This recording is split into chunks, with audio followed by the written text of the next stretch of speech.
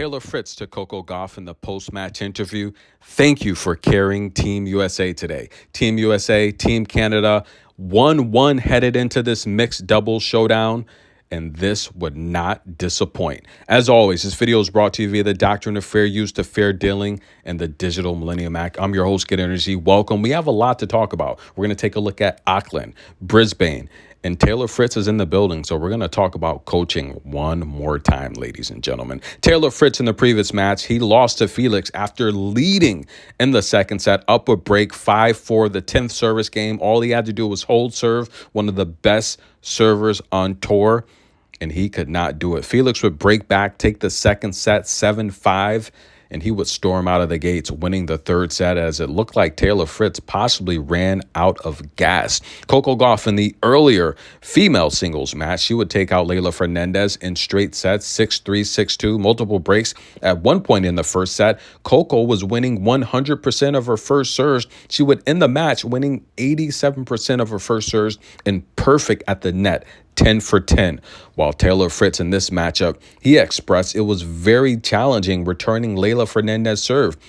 He said he's never faced and had to return a serve like that. The crafty lefty, she's about 5'5", 5'6". The way she clears the net with her lift is simply amazing and impressive. However, guys, did you see the exchange, the back and forth with Coco and Felix? They had one rally that was about 8-9 shots, all forehands, and that was amazing. It looked like Coco was going to win it, but Felix would eventually win that rally, forcing Coco into the error. However, guys, you gotta love that smile. One of the classiest men on tour. I want to see him back inside the top 10 where he belongs. I think he's a top 5 player, but right now it's all about the Taylor Fritz, guys, as he makes his way from a very impressive junior career. And I've said early on in his career, I think the two things that were holding him back was his footwork, just being one of the taller males on tour. He's normally playing someone shorter than him, so it's tough to have to stop, pivot, and adjust. He's worked on his footwork and his backhand. Again, being one of the taller players on tour, sometimes it's tough to get lift under that backhand and clear the net. He's worked on the two things I thought that were shaky in his game. And now, in my personal opinion, I think regardless of ranking, I think Novak is slowing down. I think Taylor Fritz is the third best male on tour. That's just my personal opinion. I think he's the best American we have right now. I think Sinner is the best in the world, without a doubt.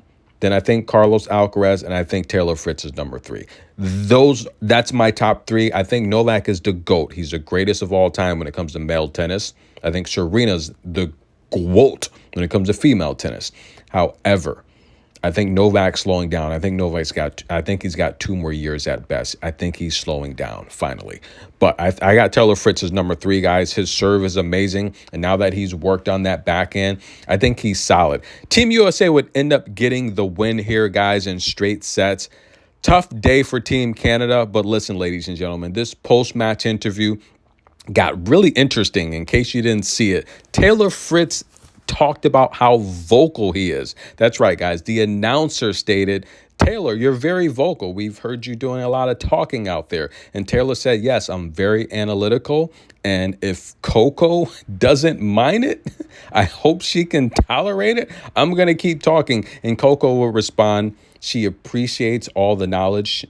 Taylor Fritz, he's very analytical. He loves to point things out and discuss things on the court. Coco said she's not used to that, right? She's never had that. And again, playing with Jessica Pegula's more passive. She's a bit reserved. She's quiet, right? She doesn't really speak a lot. She doesn't really show much emotion or energy, which I think is one of her skills, by the way, much like Elena Rybakina, as Coco would talk about Elena as well, having the best selfie as the star players make their tourist rounds and take photos in Australia. However, ladies and gentlemen, Coco said she's learning a lot playing with Taylor Fritz, and she appreciates all the knowledge and all the things that he says and points out. I think this is a great relationship. They didn't do well at the Olympics this past summer, but I do think LA 28 is going to be a different story, ladies and gentlemen. Coco Gauff, Taylor Fritz, an amazing post-match interview. Funny, hilarious. Coco, actually talked about, she was asked what is she going to do on her day off. She said it's today. There is no day off. That's right, guys. This match went late into the next day. It's now Monday in Australia, in Perth. But listen, guys, we have other tournaments to talk about. How about Auckland, ladies and gentlemen? Coco won't be there defending her title. She's here.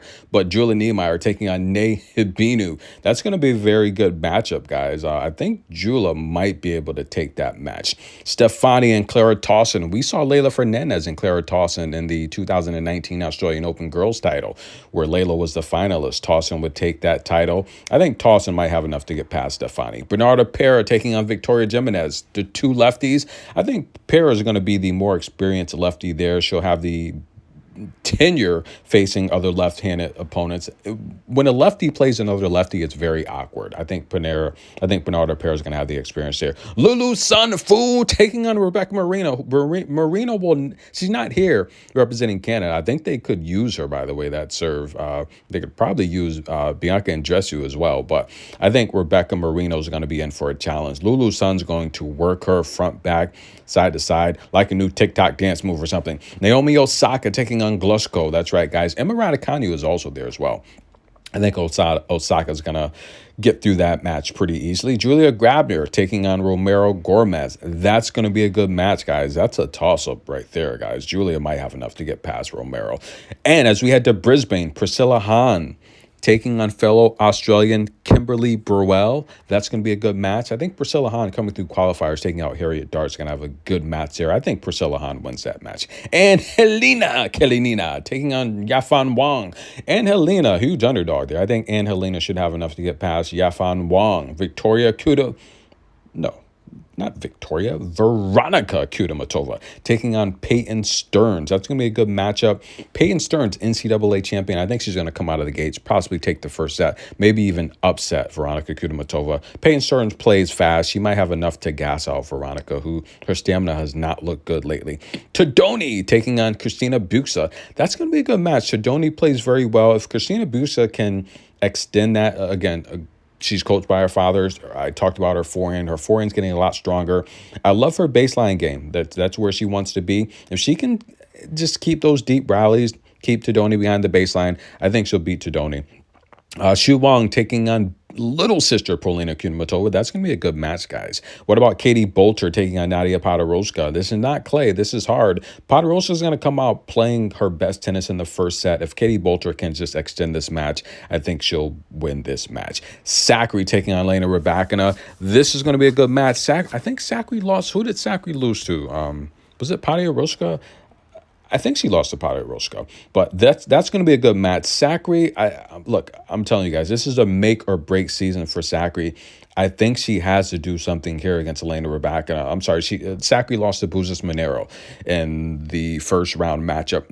Buzas lost to Elena Rybakina in her first round matchup. I think Elena Rybakina is going to win this match, but Sakari, I wouldn't count her out, right? She's an amazing competitor. She's very strong, but she's been through a lot of coaching. I just think she's still in an adjustment period where she's still trying to figure things out. But tennis in a minute. Get your popcorn, guys. A lot of tennis to be played. And really quick, I just want to touch on coaching again, because Taylor Fritz, he doesn't think, and look, he's very analytical. He's a really good player. I talked a lot about the two things that I think have held him back. He was a really good junior.